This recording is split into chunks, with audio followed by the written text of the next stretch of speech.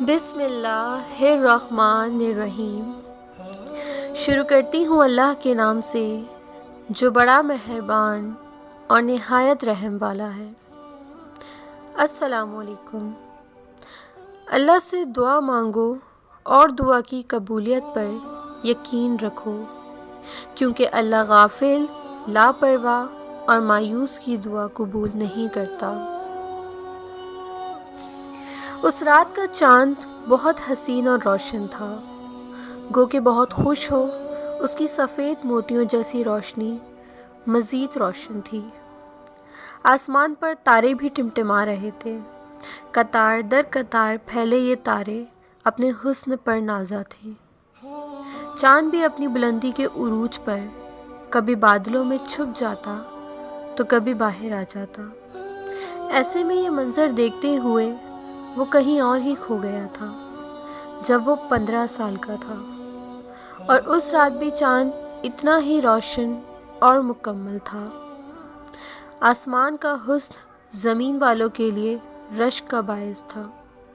وہ اسی طرح کھڑکی میں کھڑے اس نظارے سے لطف اندوز ہو رہا تھا جب اچانک اس کی دادی نے آ کر اسے بتایا کہ اس کا دوست شاید اب مزید زندہ نہیں رہ سکتا۔ ڈاکٹرز جواب دے چکے ہیں۔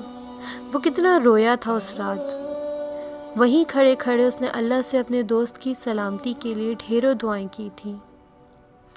اس کا دوست جو ایک بیماری میں مبتلا ہو کر کافی دن سے ہاسپٹل میں زیر علاج تھا، اس کا یقین تھا کہ اللہ تعالیٰ کبھی اسے نا امید نہیں کرے گا۔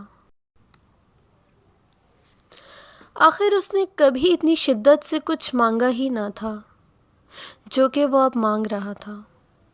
بھلا کبھی ایسا ہو سکتا ہے کہ کوئی بندہ کسی چیز کو شدت سے مانگے اور اس کا رب اسے وہ عطا نہ کرے؟ ایسا ہی تھا اس کا یقین، بے حد پختہ۔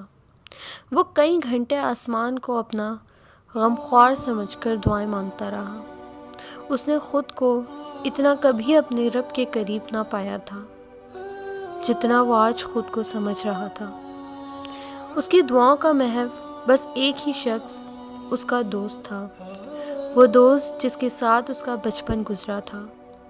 اس نے اللہ کے 99 ناموں میں سے ہر وہ نام لیا جس میں اس کی رحمت کو وہ بیان کر سکتا تھا: الرحمن، الرحیم، السلام، المومن، المہیمن، یہاں تک کہ اس نے اسے السمیع کہہ کر بھی پکارا کہ وہ سن لے۔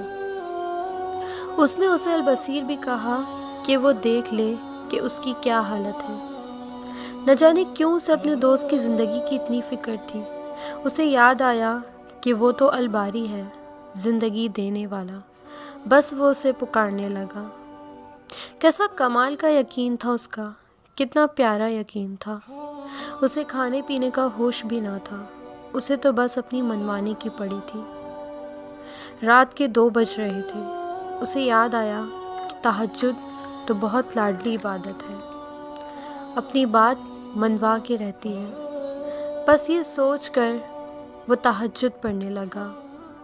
دعا میں بھی اس نے اس کی سلامتی مانگی، اور رات کے کسی پہر اس نے خیریت معلوم کرنے کے لیے یا پھر اپنی دعاؤں کو آزمانے کے لیے ہاسپٹل فون کیا تھا، اور اس نے اس وقت اللہ کو بہت غفور اور رحیم پایا تھا۔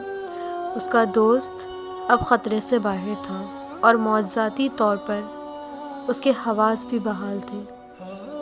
ڈاکٹر نے مزید ریکور کے لیے کچھ ٹائم ہاسپٹل میں ہی رکھنے کا مشورہ دیا تھا۔ تو یہ تھا اس کا رب، بے حد رحیم اور بے حد ہی کریم۔ اس نے اس کی دعائیں قبول کی تھیں، اس کی امید پوری کی تھی۔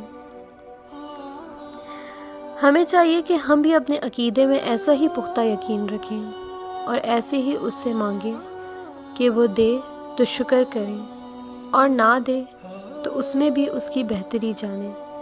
ایسا کرنے سے زندگی آسان ہو جائے گی۔ اور اس شخص نے آسمان پر پھیلے ہجوم کو خیر آباد کہا تھا، اور وہ سونے چلا گیا تھا۔ جزاک اللہ۔